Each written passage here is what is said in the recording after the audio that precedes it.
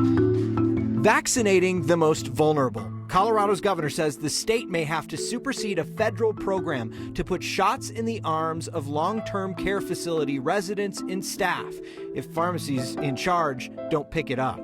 State lawmakers intended to give some businesses a shot in the arm. Now a lawsuit has them cleaning up part of their COVID relief.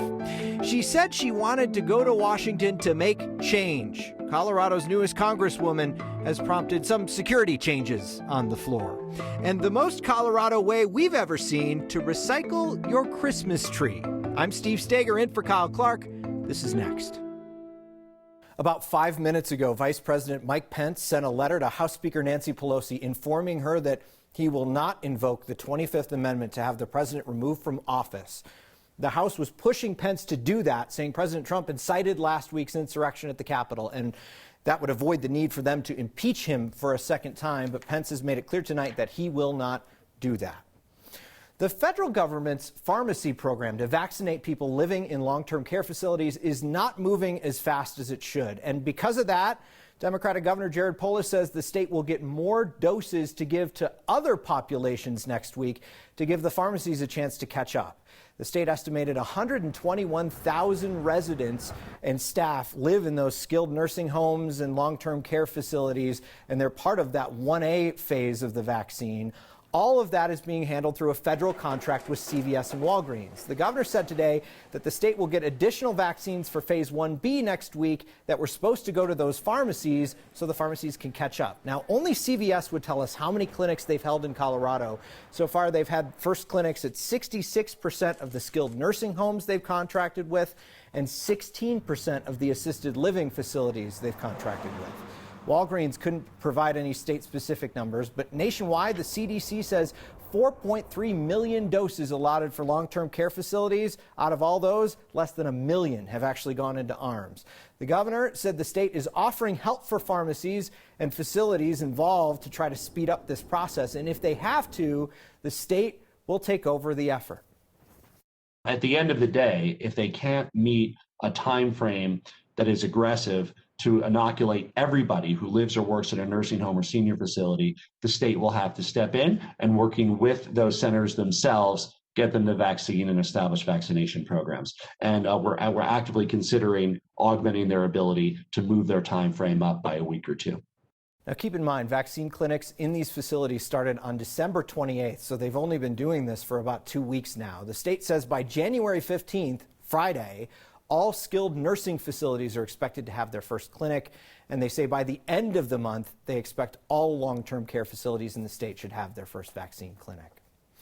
The state is working as fast as it can to get vaccines into the arms of seniors as well. One obstacle popping up to vaccinating Coloradans who are 70 or older is that some of them aren't used to using computers or smartphones. Birch Tisco reached out to us about his mom, Myrna. She's 83 and now fighting cancer for the third time. She's currently receiving chemo for her cancer. She gets anywhere between 5 and 15 email notifications each week from UC Health about her cancer treatment. So when she got one last month letting her know it was her turn to get the vaccine, she missed it. Birch says that she doesn't know how to access the secure messages on the UC Health portal. This is on you. I mean, you're sending secure messages to a portal that she doesn't know how to access that don't say urgent vaccine, and you're expecting her to figure it out at 83 and on chemo? Now, Birch found out about it and logged onto her portal page. She had over 350 unread messages on there. Birch says the one letting her know about the vaccine wasn't labeled any differently than the rest of them. She was told that she'd be put in a pool for the next round of doses. He doesn't want any other families to have to go through this, and he asked that UC Health change how it notifies patients, especially the older ones. All of those people should be called. They're in a demographic where that's how it works. You call them, they answer. And most of them have landlines, so you can leave a message. Every day that you're working on figuring this out is another day my mom and another elderly person doesn't get the notification they need. Is another day that person misses their chance, that 48-hour window for their vaccine. UC Health says that they are working as quickly as possible to vaccinate Colorado seniors. And the reason that vaccination appointment windows are so short is because they don't have much notice of how many doses they'll receive each week. When they don't get a response to a window, they move on to the next person 70 or older who's in line. They plan to send follow-up appointment invitations to those people who've missed their windows as soon as they possibly can. They realize that not everyone is tech savvy or has access to a computer or smartphone to use their online portal, so they've now set up a vaccine hotline to try to help people set up appointments and answer questions. And they say patients can call their hospital or their physician to be connected to that hotline. UC Health tells us they will also start calling seniors who are eligible to be vaccinated and schedule their appointments for them. The state vaccinated 10,935 people yesterday. That brings the total number of people immunized in the state to a little more than 198,000, a little over the 3.4% of the population. 832 people are currently hospitalized with COVID-19 in Colorado. There were 911 patients in the hospital this time last week. 106 patients have been discharged or transferred in the last 24 hours. We're still waiting to see if the decrease in daily cases the last few days is a trend. Yesterday, the state added a little more than 1,300 new cases, well below our 7-day average of 2,300. Now, the state of Colorado is preparing for armed people to march on our Capitol as early as this weekend. The FBI sent out a warning yesterday saying armed demonstrations are planned at state capitals all across the country starting on Saturday. Governor Polis was asked if he was considering any additional security for the state capitol in the days leading up to the inauguration. He still wouldn't commit to whether or not he would put the National Guard on the ready to keep things from turning violent like we saw in D.C. last week. I have been briefed by the State Patrol. We are prepared to address any threats. We're monitoring the security situation, working with our federal partners as well. And we look forward to doing everything we can to protect our Constitution and protect the state of Colorado.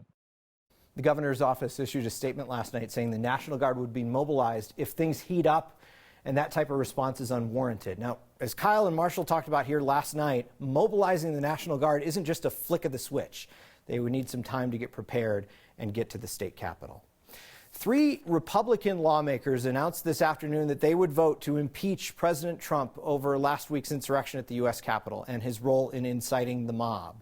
When Congress returns to D.C. tomorrow to consider that impeachment, House members will have to walk through metal detectors to get to the House floor. In fact, CNN reports new Republican Congresswoman Lauren Boebert was at first refusing to walk through the metal detectors tonight after her bag set them off.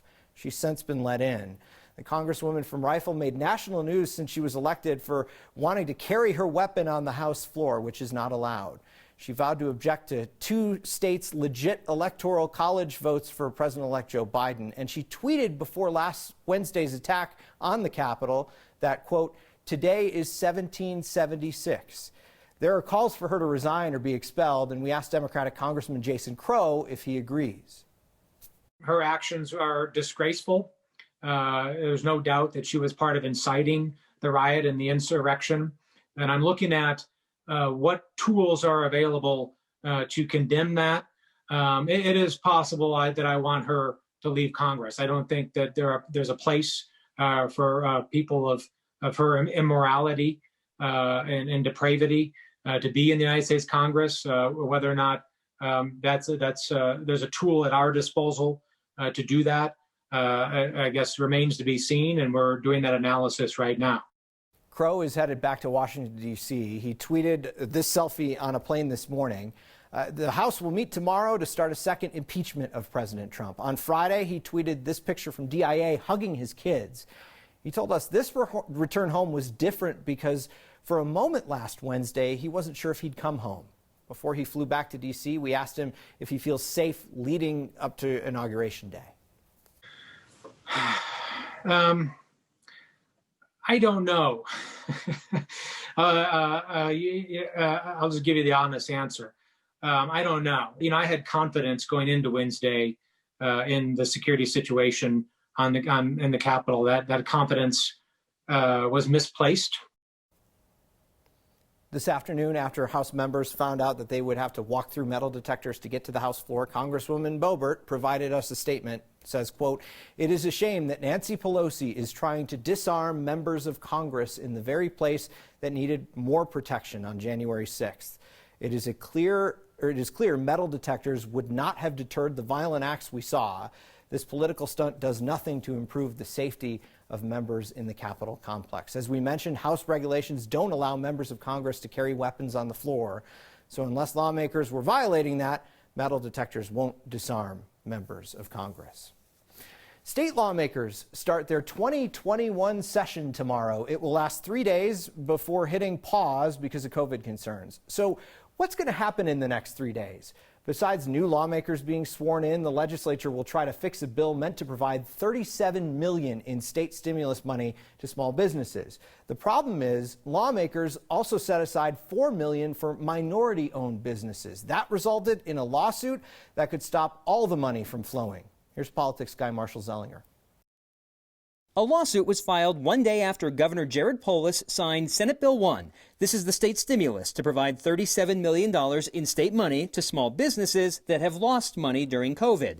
That bill also includes $4 million for minority-owned businesses. That led to this lawsuit from a white Colorado Springs barbershop owner saying it's unconstitutional because of race-based classifications. Tomorrow, on the first day of the new legislative session, lawmakers will introduce a bill to fix the wording from minority-owned businesses to disproportionately impacted businesses. We're going to resolve that issue by amending the original bill to ensure that we are on firm legal ground and also getting the money to the people who are going to need it the most. There is a concern among some lawmakers that this lawsuit could prevent any of the small business stimulus money from being handed out. The number one thing that we want to accomplish is making sure that, those small businesses that are in need of relief get it as fast as possible. Under the new language, disproportionately impacted business could mean a business with 5 or fewer employees, a business in an economically distressed area, or a minority-owned business. Lawmakers write in the bill why they're highlighting minority-owned business. Small business owned by women and certain racial minorities have suffered disproportionately from the economic harm caused by the COVID-19 pandemic and have had a harder time accessing capital to help them recover from that harm, as compared to male-owned and white-owned businesses. The barbershop in Colorado Springs received a $103,000 PPP loan from the federal government in April. Even though the state bill's new language broadens who can qualify for the $4 million, it still includes minority-owned business. One of the attorneys for the barbershop owner told me nobody should be disqualified from any part of the pot based on their race. Marshall Zellinger reporting. Lawmakers believe changing the language to broaden who can access that $4 million would mean the whole program is not at risk because of the lawsuit.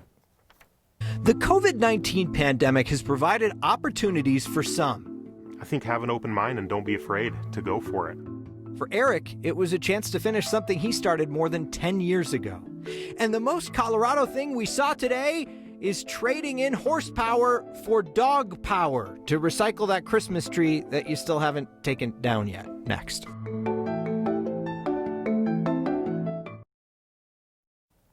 May I make a recommendation where we point you towards something that isn't ours but is worth your time? This one comes from KUNC's Michael DeYuana. It's called Anatomy of a Bike Crash. Michael looked at 9 years worth of data on bike crashes in Colorado, bicycle crashes. He found in nearly 60% of them, the bicyclist was not at fault. 77% of the time when a bicyclist is injured, the bicyclist wasn't at fault. It's a fascinating deep dive of crashes showing where injury crashes occur and a look at some traffic and law changes that could help prevent those crashes. You can find the full article on the next Facebook page right now.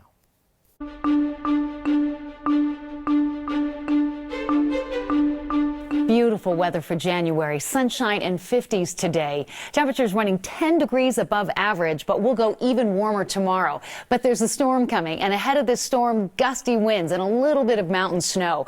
As a matter of fact, the wind forecast, we'll see those winds increasing out of the west. They could go to 50 and 60 miles per hour by 6 o'clock tomorrow morning. Get ready. Tonight, calm and quiet. Enjoy. Our low at 32. We do have a few clouds around in the afternoon. A windy, warm Wednesday with a high at 60. Cooler weather weather as we move into Thursday and Friday. Only isolated snow showers expected with that Wednesday night storm.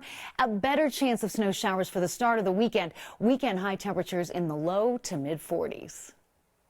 The most Colorado thing we saw today is a one-dog open sleigh. Thomas decided to go green with recycling the old Christmas tree this week. Instead of using his car, he hitched it up to his boxer named John. I love that name. And John dragged it 2 blocks down the street to one of Inglewood's Christmas tree recycling locations. If you are thinking John is an interesting name for a dog, he's named after heavyweight champion boxer John Sullivan.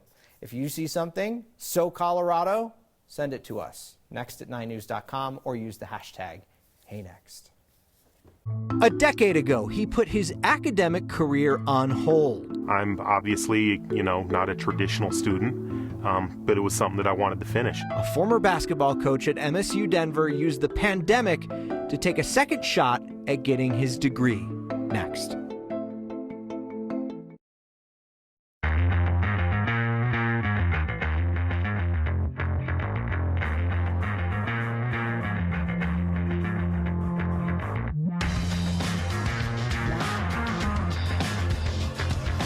That intro reminds me, only one more sleep till hockey.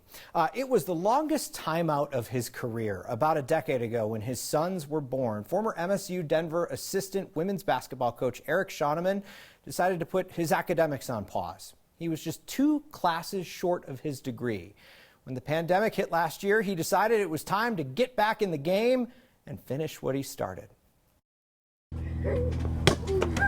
I think COVID-19, it's been hugely impactful. It's impacted everything, every aspect of our lives. There you go. I would say the biggest impact that COVID-19 has had on me personally is it's given me an opportunity to go back to school and complete my degree. Nice, guys. My name is Eric Schoeneman. I'm a recent graduate from Metropolitan State College of Denver, and I'm 47 years old.